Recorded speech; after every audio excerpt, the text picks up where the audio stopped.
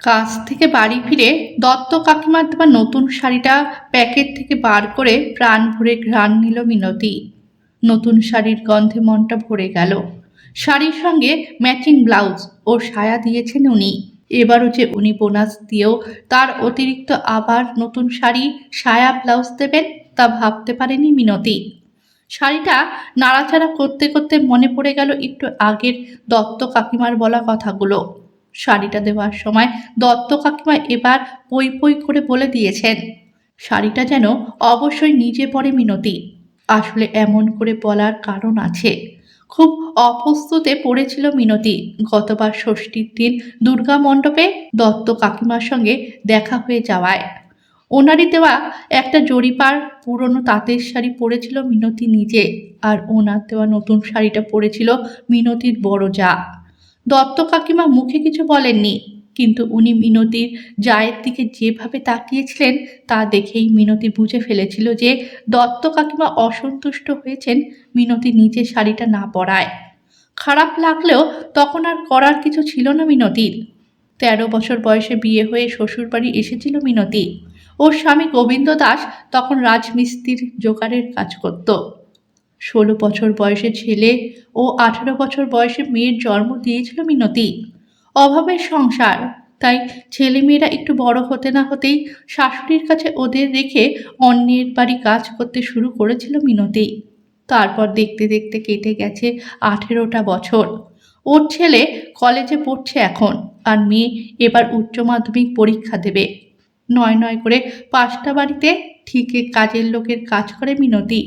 বছর ১০ আগে থেকেই জোগাড়ের কাজ ছেড়ে ওর স্বামী রাজমিস্ত্রির কাজ করে। মদ, খৈনি, বিড়ি কোনো কিছুরই নেশা নেই কাজ পাগল গোবিন্দের। তাই কাজ করে যা টাকা পায় সবই মিনতির হাতে তুলে দেয় গোবিন্দ। তার উপার্জনের টাকায় বাড়ি ভাড়া থেকে শুরু করে নিত্যদিনের খাওয়া দাওয়ার খরচ চালিয়ে উদ্বৃত্ত কিছু থাকে না। তাই দুই ছেলে মেয়ের পড়াশোনা ও তাদের পোশাক আশাকের সব খরচ চালায় মিনতি। এছাড়া ইলেকট্রিক বিল মেটায় ও নিজের টাকায়। এর উপর ছেলে মেয়েদের মুখে হাসি ফোটাতে মাঝে মাঝে একটু আধটু ভালো মন্দ খাওয়া দাওয়ার ব্যবস্থাও করে ও। এইভাবে চলে ওদের সংসার। ছেলে মেয়েদের লেখাপড়া শিখিয়ে মানুষ করার ইচ্ছা মিনতির। তাই কষ্ট হলেও একটা বাড়ির কাজও ছাড়তে রাজি হয় না ও। পড়াশোনা না জানলেও খুব বুদ্ধিমতী ও হিসেবি মিনতি। তাই সংসারটা ঠিকঠাক করে চালাতে পারে। পুজোর সময় আর নববর্ষে সব বাড়ি থেকে বোনাস পায়ও, কিন্তু কখনো একটা নতুন কাপড় নিজের জন্য কেনে না। পুজোয় পাওয়া বোনাসের সব টাকা জমা করে একটা বাজেট তৈরি করে নেয়। ছেলে ও মেয়েদের জন্য জামা প্যান্ট কেনে। গোবিন্দ নিজের দিকে তাকায় না, তাই ওর জন্যেও পুজোর সময় একটা প্যান্ট ও শার্ট কেনে। বাকি টাকা রেখে দেয় পুজোয় খরচ করার জন্য। সবাই মিলে ঠাকুর দেখতে গেলে একটু আধটু কিনে খাওয়া তো আছেই। এর উপর আছে অষ্টমীর দিনের লুচি, ছোলার ডাল, মিষ্টি ও নবমীর দিনের মাংসের খরচ। বছরের এই একটা দিন খাসির মাংস খায় ওরা। পুজোর কদিন ওর ব্যবস্থাপনায় ছেলেমেয়েরা খুব খুশিতে থাকে। ওরা খুশি থাকলেই মিনতির সুখ। তাই তো নতুন কাপড়ের বদলে অন্যের বাড়ি থেকে পাওয়া পুরনো শাড়ি পরে ঠাকুর দেখেও ওর আনন্দের ঘাটতি হয় না এতটুকু। গতবার বোনাসের টাকাটা দেওয়ার সময় দত্ত কাকিমা বলেছিলেন সব বাড়িতেই তো বোনাসের টাকা নিস তুই, কোথাও শাড়ি নিস না। সে না হয় নে, কিন্তু ওই টাকা থেকে পুজোর সময় ভালো শাড়ি কিনিস তো একটা। মিথ্যে কথা বলতে পারেনি মিনতি। বলেছিল ছেলেমেয়েরা বড় হয়েছে কাকিমা, ওদের জন্য জামা প্যান্ট কিনতে অনেকগুলো টাকা লাগে। ওর বাবার জন্যেও কিনি। পুজোর সময় একটু ভালো মন্দ খাওয়া দাওয়া করি। সব মিলিয়ে বোনাসের টাকা ফুরিয়ে যায়। তাছাড়া আমার তো কাপড়ের অভাব নেই। আপনি আমাকে প্রতিবার পুজোর আগে ভালো ভালো শাড়ি দেন। শাড়িগুলোর নামেই যা পুরনো, দেখতে নতুনের মতোই লাগে। অনেকগুলো শাড়ি জমে গেছে, ওইগুলো পরে দিব্যি ঠাকুর দেখতে যাওয়া যায়। তাই নিজের জন্যে নতুন কাপড় আর কিনি না, তবে প্রতি বছর একটা করে সায়া আর ব্লাউজ কিনি। আসলে আপনি তো পুরনো সায়া ব্লাউজ সবই দেন, তাই কিনতে হয় না বেশি। দত্ত কাকিমা তখন কিছু বলেননি, তবে পঞ্চমীর দিন সকালে কাজ করে আসার সময় একটা নতুন তাঁতের শাড়ি দিয়েছিলেন মিনতিকে। বোনাসের অতিরিক্ত শাড়িটা পেয়ে খুবই খুশি হয়েছিল মিনতি।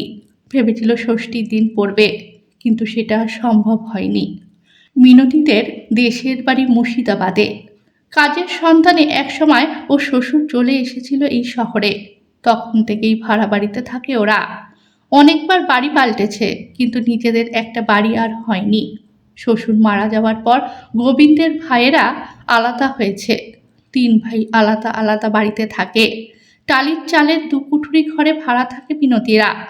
গোবিন্দের ছোট ভাই সুধামের কাঠের ব্যবসা। তার উপার্জন ভালো। সে থাকে কিছুটা দূরে একটা পাকা বাড়িতে। তার কাছেই থাকে শাশুড়ি। আর গোবিন্দের বড় ভাই গোপাল থাকে মিনতির কাছাকাছি একটা 1 কুঠুরি টালির চালের ভাড়া বাড়িতে। গোপালের বুদ্ধি নেই সেরকম, তাই মিস্ত্রি হয়ে ওঠা হয়নি ওর। ও আজও রাজমিস্ত্রির জোগাড়ের কাজই করে। গোপাল নিঃসন্তান।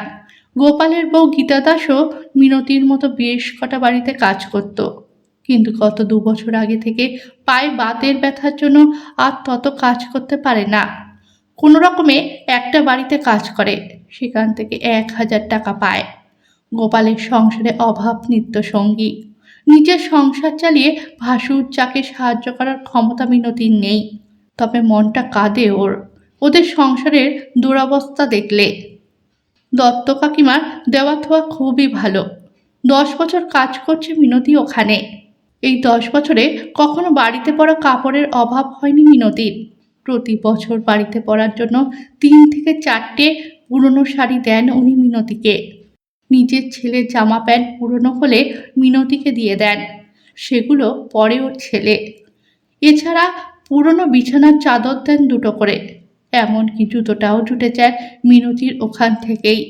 নিজের পাওনা এইসব শাড়ি থেকে গীতাকে মাঝে মাঝে দেয় মিনতি 1 আধটা। গত বছর পুজোর সময় গীতার কোনো কাপড় কেনা তো হয়নি, পুরনোও জোটেনি। নিজের পাওয়া 3খানা পুরনো ভালো কাপড় থেকে 1খানা তাকে দিতে গিয়েছিল মিনতি। গুটি তোলা তাঁতের শাড়িটা হাতে নিয়ে অঝরে কেঁদেছিল গীতা। বলেছিল, তুই দিস বলে তাই পুজোয় ভালো কাপড় পরতে পারি। নতুন কাপড়ের গন্ধটাই তো ভুলে গেছি। তবে এই যা পাই এই অনেক। কথাটা শুনে কষ্ট হয়েছিল মিনতির। সেদিন বিকেলেই দত্ত কাকিমার দেওয়া নতুন কাপড়টা দিয়ে এসেছিল ও গীতাকে। গীতা কিছুতেই নিতে চায়নি। মিনতি বলেছিল, এবার দত্ত কাকিমা একটা ভালো সিল্কের শাড়ি দিয়েছে আমাকে, একেবারে নতুনের মতো। ওটা অনেক দামি। গতবারের গুলোও আছে, ওগুলো তো আমি পরতে পারবো। তুমি এই নতুনটা এবার পরবে বদ্দি। শাড়িটা বুকের মধ্যে জড়িয়ে ধরে অনেকক্ষণ ধরে গন্ধ শুকেছিল গীতা। সেটা দেখে খুব আনন্দ হয়েছিল মিনতির। গতবার সপ্তমীর দিন কাজ করতে এসেই ওর বড় যাকে নতুন শাড়িটা দেওয়ার কারণটা দত্ত কাকিমাকে বলেছিল মিনতি। সব শুনে দত্ত কাকিমা বলেছিলেন, সত্যি তোর মতো এমন উদার মন বড় একটা দেখা যায় না। যাই হোক, তোর মন চেয়েছিল তাই দিয়েছিস, সে নিয়ে আমার কিছু বলার নেই। তবে এবার থেকে নিজের ভালো লাগার কথাও একটু ভাববি। গতবারের কথা ভেবেই হয়তো এবছরও পুজোর বোনাসের সঙ্গে নতুন শাড়িটা দিয়েছেন দত্ত কাকিমা। মিনতি মনে মনে ভাবে দত্ত কাকিমার কথা। ওনার মতো বড় মনের মানুষ খুব কমই দেখেছে ও। আরও তো 4টে বাড়িতে কাজ করে মিনতি। সকলেরই অবস্থা বেশ ভালো, কিন্তু মাইনের অতিরিক্ত কিচ্ছুটি দেয় না কেউ। দত্ত কাকিমা মাঝে মাঝে এটা ওটা খাবার জিনিস দেন, সেসব তো পরের কথা। অন্য কেউ কখনো একটা পুরনো শাড়িও দেয় না মিনতিকে। সবাই পুরনো কাপড় দিয়ে বাসন কেনে, দরকারে হয়তো লাগে না, তাও কিনে জমিয়ে রাখে। আসলে সকলের দেওয়ার মতন মন থাকে না। অবশ্য দত্ত কাকিমা থাকতে আর কারোর দেওয়ার ভরসা করতে হয় না মিনতিকে। গতবার সপ্তমীর দিন বলা দত্ত কাকিমার কথাটা মনে ধরেছিল মিনতির, তাই পরের মাস থেকে প্রতি মাসে সংসার খরচ বাঁচিয়ে 50 টাকা করে একটা কৌটোয় জমিয়েছে। 11 মাসে 550 টাকা জমেছে। এই টাকা দিয়ে নিজের জন্য ভালো দেখে একটা নতুন ছাপা শাড়ি কিনবে ভেবেছিল, কিন্তু দত্ত কাকিমা নতুন কাপড় দিয়েছে, তাই মতটা বদলালো মিনতি। ওই টাকা দিয়ে বড় জায়ের জন্য একটা কাপড় কিনবে বলে দোকানে গেল। এখন শাড়ির দাম যে এতটা বেড়েছে সেই ধারণা ছিল না মিনতির। তবু একটা মোটামুটি ভালো সুতির ছাপা শাড়ি হলো ওই টাকায়। শাড়ি কিনে ফিরে মেয়েকে দিয়ে বড়জাকে ডেকে পাঠালো ও। কাছাকাছি বাড়ি, তাই 5 মিনিটের মধ্যেই হাজির হলো গীতা। দত্ত কাকিমার দেওয়া নতুন শাড়ি সায়া ব্লাউজ বার করে গীতাকে দেখালো মিনতি। সব থেকে ভীষণ খুশি গীতা, উচ্ছ্বসিত হয়ে বলল, খুব ভালো হয়েছে রে মিনতি, সত্যি খুব বড় মন তোর দত্ত কাকিমার। আগের বারের নতুন কাপড়টা আমাকে দিয়ে নিজে পুরনো কাপড় পরেছিলি, এবার নতুনটা পরবি। নতুন শাড়ি তোরও তো পরা হয় না। গীতার জন্য কিনা নতুন শাড়িটা পকেট থেকে বার করে ওর হাতে দিয়ে মিনতি বলল, এবার আমি শুধু একা নই, তুমিও নতুন শাড়ি পরবে বদ্দি।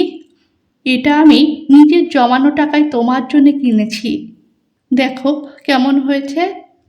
শাড়ি হাতে নিয়ে কেঁদে ফেলল গীতা, বলল, খুব সুন্দর হয়েছে রে, কিন্তু তুই কেন আবার জমানো টাকাটুকু দিয়ে আমার জন্য শাড়ি কিনতে গেলি? গেল বছরের কাপড়টাই তো ভালো আছে, তাছাড়াও তোর দেওয়া আরও 2টো কাপড় আছে, ওগুলো পরেই ঠাকুর দেখতে যেতাম। এটা তুই ঠিক করিসনি কিন্তু। মিনতি বলল, তোমাকে কাপড়টা দিতে পেরে আমার খুব আনন্দ হয়েছে বদ্দি। গীতা বলল, আমি খানিক আগে বলছিলাম তোর দত্ত কাকিমার মন খুব বড়, কিন্তু তার থেকেও বড় মন যে তোর রে মিনতি। ওদের অনেক আছে তাই তোকে দিতে পারে, কিন্তু তুই যে নিজের কথা না ভেবে অপরের কথা ভাবিস। অনেক ভাগ্য করে আমি তোর মতো যা পেয়েছি। হ্যাঁ, ভালো কথা, কাল কাজ থেকে ফিরে সন্ধেবেলায় আমার সঙ্গে একটু বাজারে যেতে পারবি তুই? সে না হয় যাব, কিন্তু কেন গো? আমার বোনাসের টাকা থেকে এবার তোর ভাসুরের জন্য একটা পাজামা আর একটা জামা কিনবো ভাবছি।